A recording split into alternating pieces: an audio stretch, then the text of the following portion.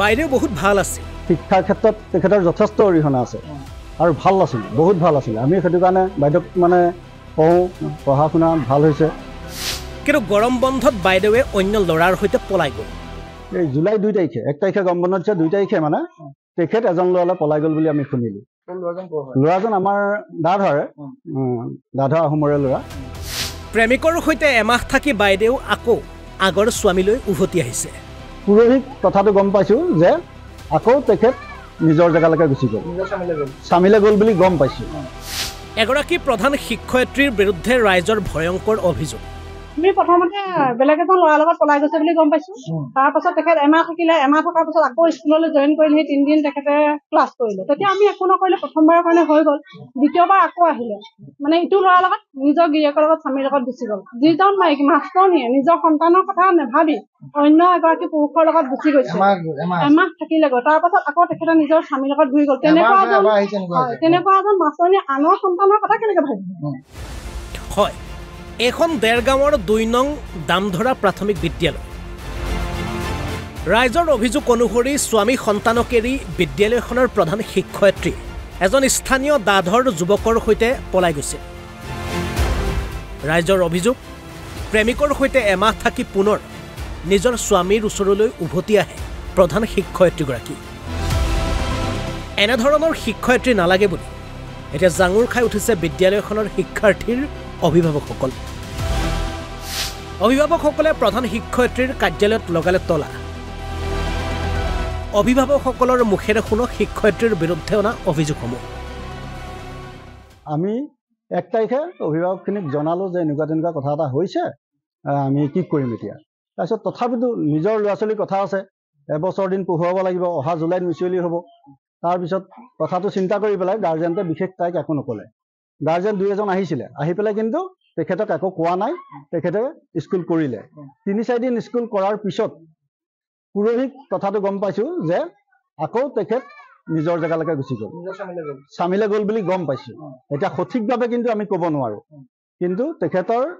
স্বামীয়েও phone কৰিছিলে phone কৰোঁতে কৈছে যে এই গাত কোনো দোষ নাছিলে সেইদেহে কৈছে কিন্তু ময়ে লৈ আহিলোঁ বুলি কিন্তু কোৱা নাছিল হয়তো সঁচা কথা আচলতে শিক্ষাৰ জগতত এইবোৰ কাণ্ডই নহয় শিক্ষা বস্তুটো সম্পূৰ্ণ বেলেগ এজন শিক্ষকে এটা ল'ৰা ছোৱালীক শিক্ষা দিব তই কোন ৰাস্তাই যাবি কিন্তু তেখেতে যেতিয়া বেকাৰ ৰাস্তাই যাব তেওঁতো শিক্ষা দি কিবা লাভ আছে জানো সেইটো কাৰণে তেখেত আমাৰ ইয়াত নালাগে তেখেতক আমি বিচৰা নাই তেখেতে অফিচৰ আমি স্কুল বন্ধ কৰা নাই তেখেতৰ অফিচত আমি তলা লগাইছোঁ তেখেত আহিব নালাগে তেখেতৰ শিক্ষা আমাৰ প্ৰয়োজন নাই সৰু ল'ৰা ছোৱালী সিহঁতি বহুত কথা জানে আগতকৈ বহুত কথা জানে এতিয়া মানে এনেকুৱা এটা হৈ থাকিলে সিহঁতি এটা কথা জানে যে বাইদেউ বৰডেকালৈ পলাই গ'ল বৰডেকা বুলিলে চবেই চিনি পায় মানে যিজন ল'ৰালৈ গৈছিলে প্ৰথম বৰডেকা আমি নাই বেলেগ নাম আছে কিন্তু মই বৰডেকা বুলিলে চিনি পায় হয়তো নাজানো আচলতে সিহঁতৰ কিবা ফোনৰ কানেকশ্যন হ'ল হৈ পেলাই সিহঁতি যোগাযোগ হ'ল কেনেকৈ পালে হয়তো ভিতৰুৱাভাৱে নাজানিম আমি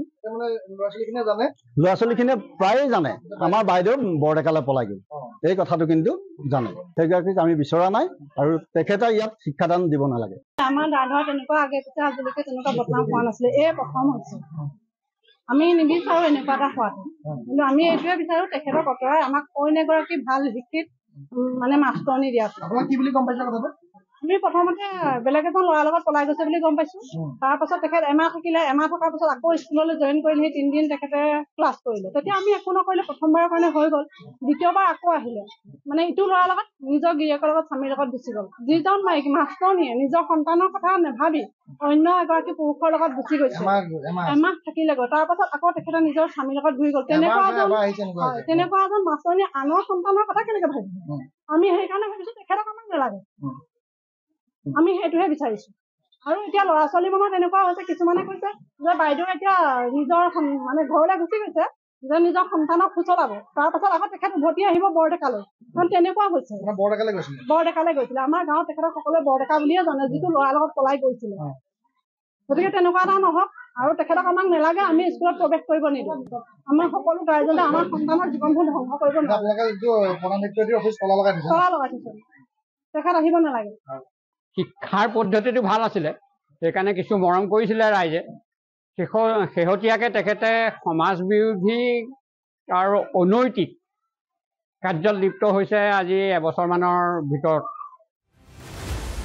দেৰগাঁৱৰ পৰা অৰূপ কুমাৰ ৰয়ৰ ৰিপৰ্ট, অসম লাইভ 24।